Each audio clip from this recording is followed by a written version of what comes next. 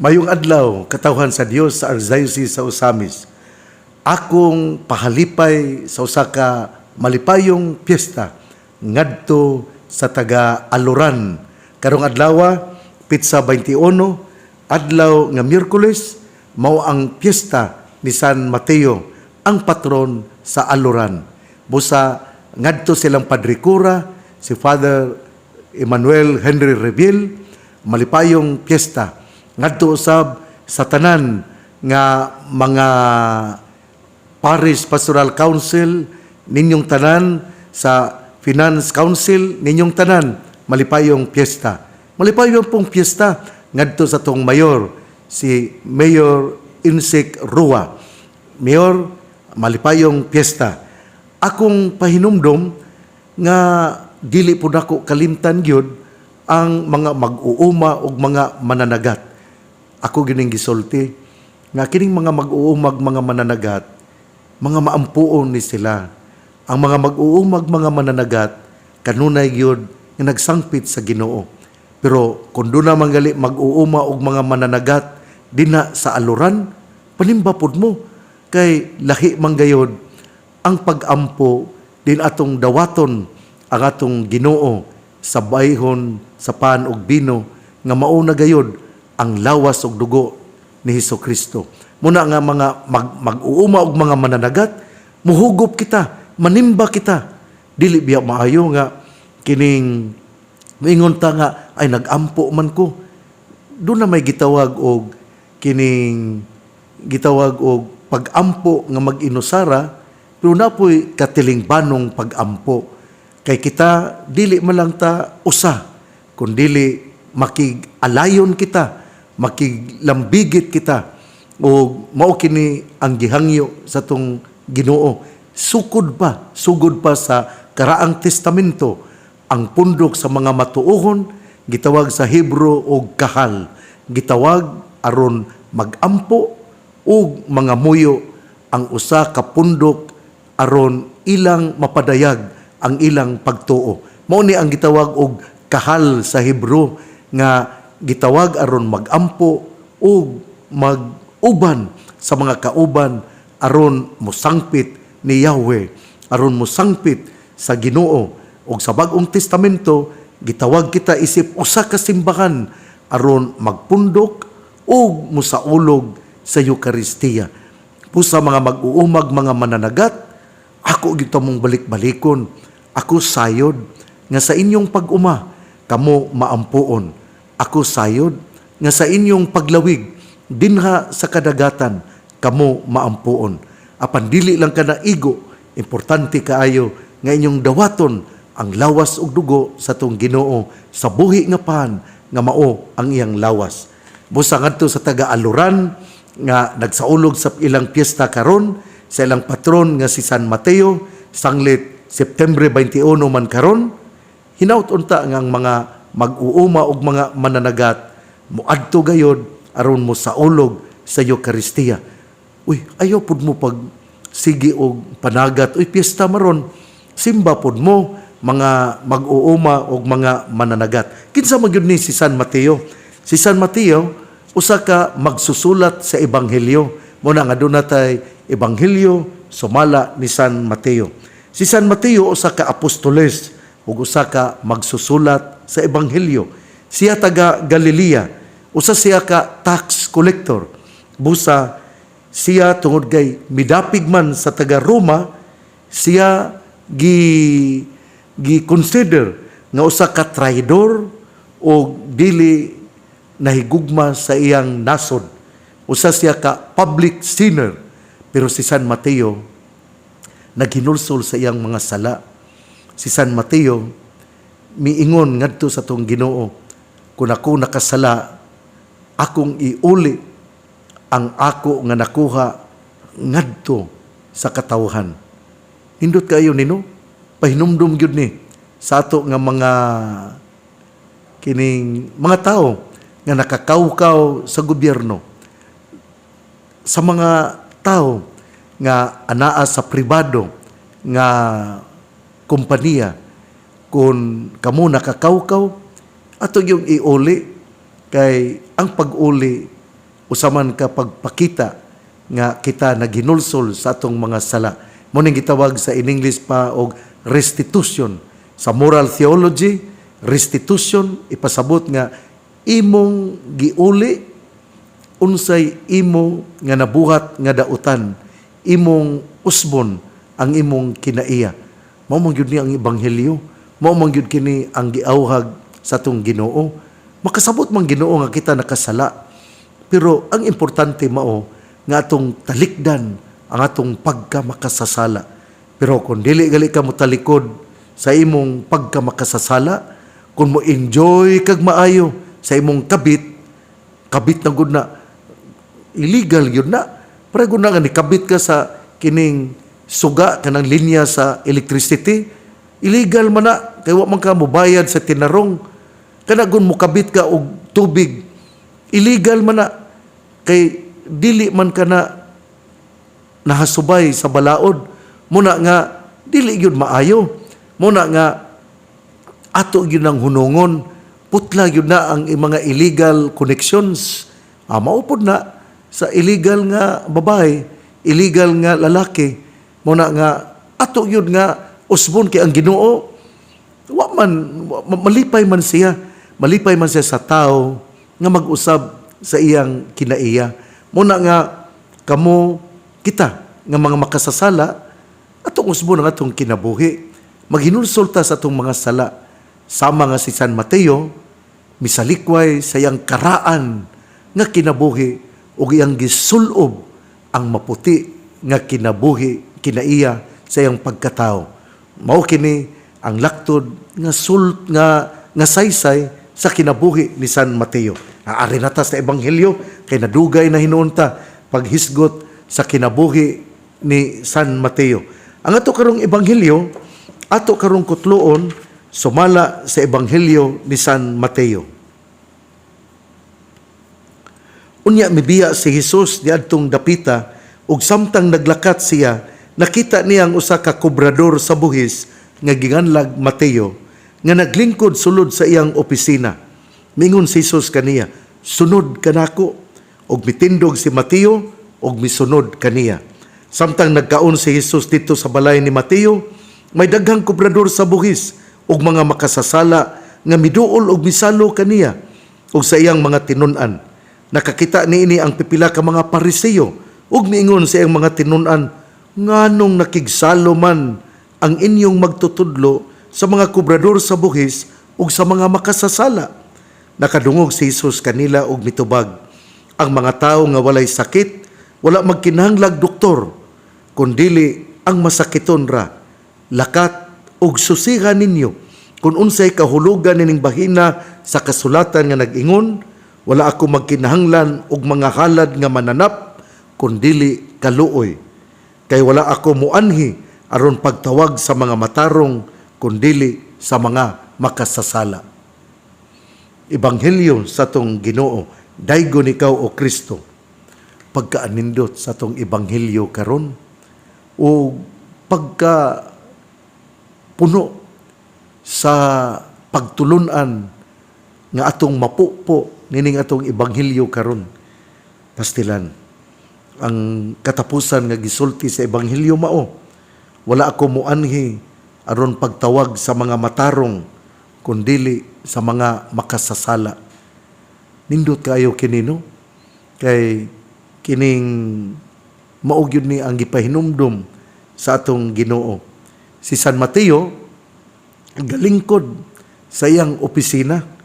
Unya, miadto si Jesus, naglakat siya, ug iyang nakita si Mateo, usa ka kobrador sa buhis, nga naglingkod ngadtong opisinaha. Sa ato pa di ay, milili gyud ang atong Ginoo.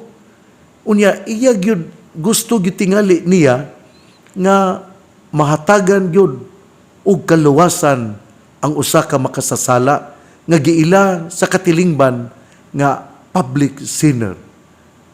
Ang Ginoo God mao man gyud mangita sa mga makasasala.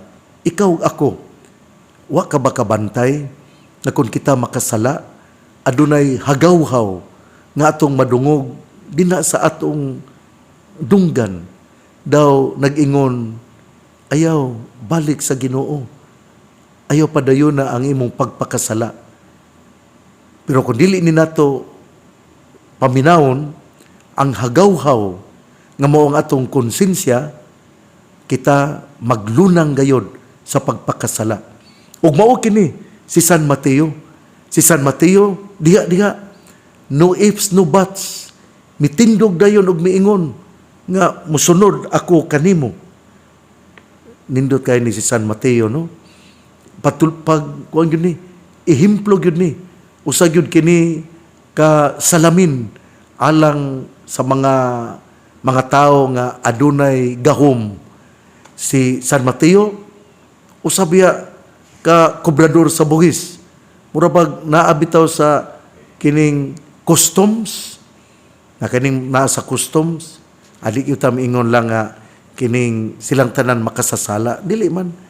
Naamang gyoy mga maayo nga naa sa Bureau of Customs.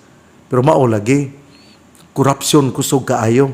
Sa ako nang gikiingon ni adtong Domingo, kinigong korupsyon, nagsugod man ni sa ginagmay nga hitabo dinha sa panimalay. Gasugod kini sa ato nga mga anak nga mga estudyante. Ang atong mga anak nga estudyante, muduol ka natong miingon, Papa, Mama, aduna kami amutan nga tag 500, pero sa pagkatinuod ang ilang amutan 300 ra, o ang 200 ilang gamiton aron mo suroy-suroy. Mao kana ang sinugdanan sa korupsyon. Bisan gali dinha sa mga business area, ang korupsyon nagsugod man sa diha nga imong gitibhangan ang kinibitong kiluhan sa isda, kiluhan sa karne. Kay ang timbangan imong gikulangan, imong gihimo lamang nga 3/4 imbis 1 kilo, 3/4 lang. Nga mingon ka nga, ay gamay raman na. Pero mao kana ang sinugdanan sa korupsyon. Kay ako yung hinumduman og sultian ta kamo nga ang uskad ako mao may muhimo og piso. Ang piso gikan sa usa ka dako.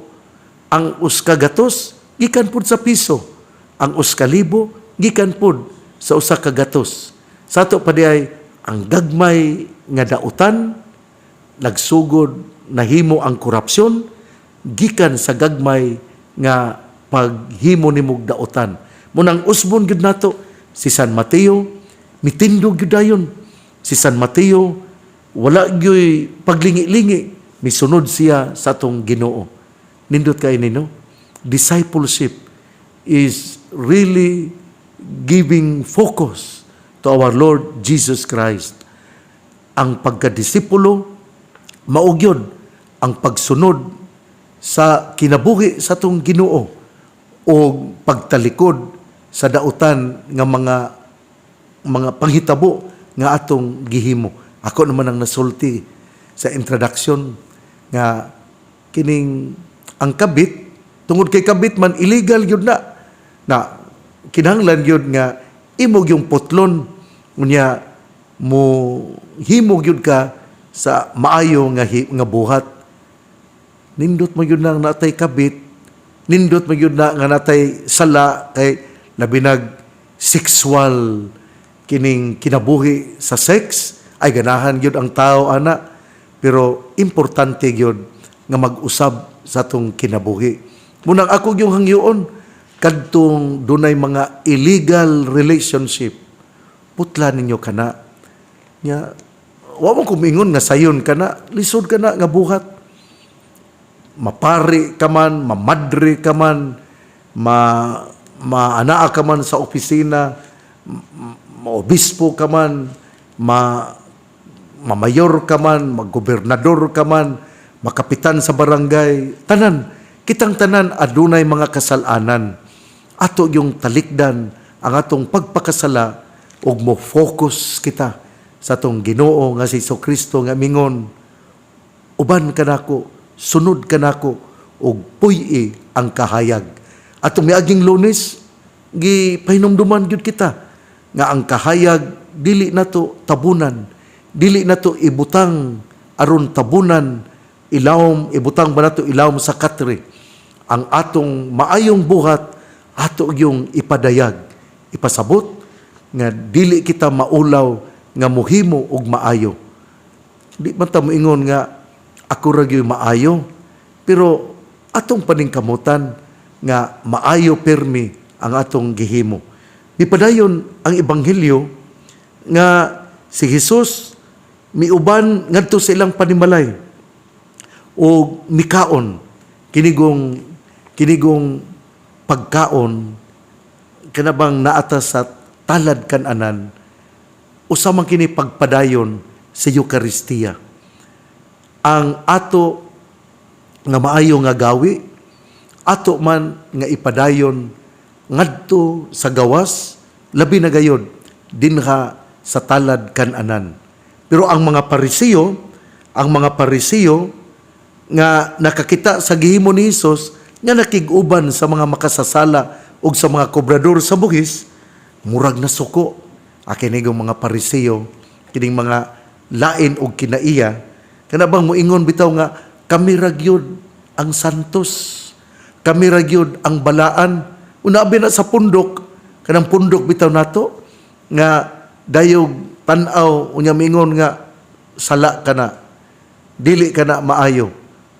Unya kini bitaw nagtuo nga siya ra gyud ang maluwas, nga siya ra gyud ang puti ug kasing-kasing, nga ang uban nagpuyo sa kangit-ngit, nga siya ra gyud ang adunay maayong panghuna-huna. Pastilan, di gyud ka maluwas para nako. Nakahukom naman hinuon ko, dili ba na maayo. Pero kana manggon nga kana bitawng holy daw, kana bitawng nagtuo ba nga siya ra gyud santos, siya ra gyud balaan, dili man na maayo. Mao ni ang mga Parisiyo. Ikaw nagunahuna ka ba nga ikaw ray maluwas?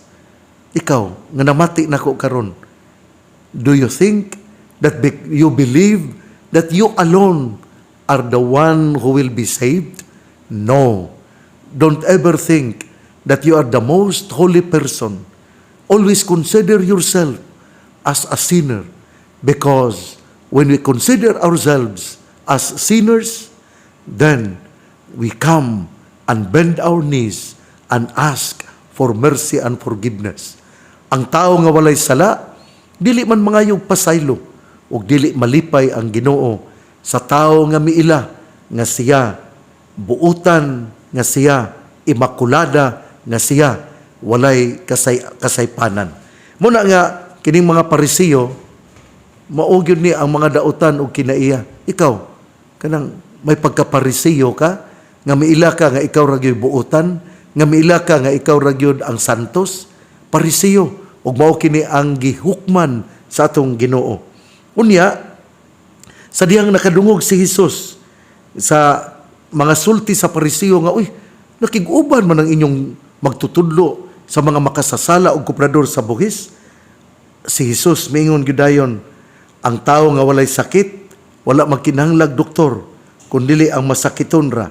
Lakat og susihan ninyo, kung unsay kahulugan nining bahina sa kasulatan nga nagaingon, wala ako magkinahanglan og mga halad nga mananap, kundili kaluoy. Kini bang mga Parisiyo, dili man ni maluluyon, kay nag-ila man na nga sila ray maluwas o sila ra maugyod ang mooy makasulod sa gingarian sa langit. Pero kung kita makasasala, matinabangon ta. Kung kita makasasala, muila ta nga doon na pagyudi ay nagkinahanglan sa tong kaluoy. Ato ginang hinumduman ha, ang kaluoy timaan nga kita nangandoy sa kaluwasan.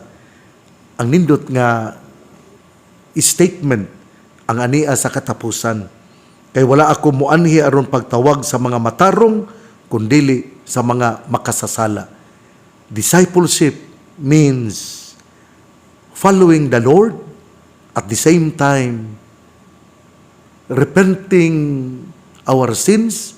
We repent of our sins and change our evil ways, our lifestyle, and we follow goodness and we follow to do good and we avoid evil. Igsuon, ang mayong balita nga moang pulong ni Jesus, ang ayang pamation, pamalandungan, ug paningkamutan nga mapuy-an. Bulahan ang tao nga namati sa pulong sa Ginoo, sama sa kahoy nga gitanom, daplin sa usa ka sapa, kansang dahon dili gayud malaya. Tempo sa timbunga, siya mamunga. Igsuon, ugma na usab, akong awhag sa katawhan, kita nga mga makasasala, mo luhod kita moingon, Ginoo pasaylua ako. Muadto kita sa kuta shrine, atong ibungat ngadto sa mahal nga Birhen Maria, atong isulti nga kita naginulsol sa atong mga sala. Ang kuta shrine nagpaabot kanimo, si mahal nga Birhen Maria, ang Birhen sa kuta nagpaabot kanimo. Busa dulhog ang anaa sa kabukiran, ako ta kamong agnihon ang anaa sa Lanao del Norte, dinha sa mga lugar sa Tubod, Maranding, Bacolod, dinha sa Malingaw, sa Campo 5, sa akong mga igagaw, sa akong iyaan nga si Manang Luling, maningkamot jugon nga makasuroy niya nimo. Pero sa ako nga mga igagaw, nga mga lagsik pa, suroy kamo diri sa Birhen sa kuta. O dagkot og kandila. Kung birthday nimo, dagkot og kandila. Isulti ang imong gikinahanglan. O ang Birhen sa kuta, magapanalangin gayud kanimo. Daghan ang mga milagro nga nahimo tungod sa Birhen sa kuta. Busa mo adto kita og ato nga pasalamatan ang Ginoo tungod kay gidungog ang pangaliya sa iyang inahan, ang Birhen sa kuta. Uy, advance day, happy birthday ngadto ni Ronnie Gomez dinha sa Gaisano Mall dinhi sa Dakbayan sa Usamis. Ngadto ni Ronnie Gomez dinha sa Gaisano sa mall dinhi sa Dakbayan. Advance happy birthday. Birthday niya ugma September 22. Uy, piyesta pud na sa El Pardo Parish dinha sa Dakbayan sa Sugbo. Busa ninyo nga taga Pardo, mga Pardohanon, happy fiesta nila ni Inday Marian, Inday Cleope, ni Inday Lilibeth nga nasa Pardo, nina ni Inday Sana, nila ni Inday Lorna, sa tanan ako nga mga amigog amiga nila ni Landa, sa atong barangay captain sa Kinasangan, si Susan Badayos, o ni Konsehal Oliver Dingkong, o ni Konsehal Nelia Badayos. Ninyong tanan, happy fiesta sa Tagapardo, Santo Tomas de Villanueva, ugma kay mao man nayang kapistahan. Piyesta usab sa Danao City, dinha sa probinsya sa Sugbo. Happy fiesta mga Parduhanon ugma o sa mga taga Danao sa probinsya sa Sugbo. Ang pangaliya sa mahal nga Birhen Maria, gisangpit sa mga misamisnon nga Birhen sa kuta, ang Ginoo magapanalangin kanatong tanan. Sa ngalan sa Amahan, sa Anak, ug sa Espiritu Santo. Amen. Ang misa nato sa kasaulugan sa piyesta sa Aluran, ang alas 8:30 sa buntag. Busa ngadto sa mga matuohon nga mga deboto ni San Mateo, ang atong Fiesta Mass, Pontifical Mass, dina sa Aluran, pagahimuon, pagasaulugon sa alas 8:30 sa buntag, nining adlawng Miyerkules, September 21. Happy Fiesta ngadto ni Father Henry Rebiel o sa mga lumulupyo sa Aluran. Happy Fiesta, Mayor Insek Rua. Ninyong tanan, ako miingon, Viva San Mateo! Hinaut-unta ng iyang pangaliya, maoy mudala ka nato sa tiilan sa tong Ginoo nga si Jesucristo. God bless. Happy Fiesta taga Aluran o sa tanan nga mga deboto ni San Mateo.